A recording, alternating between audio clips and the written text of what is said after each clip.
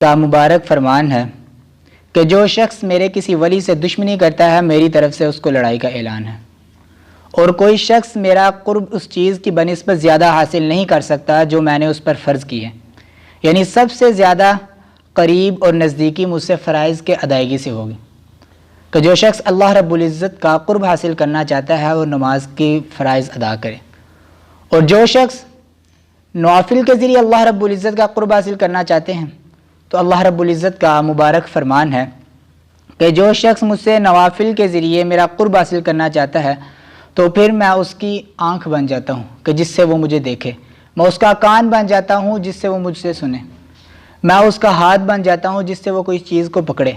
میں اس کا پاؤں بن جاتا ہوں جس سے وہ چلے۔ یہاں آنکھ، کان، ناک، پاؤں وغیرہ بننے کا کیا مطلب ہے کہ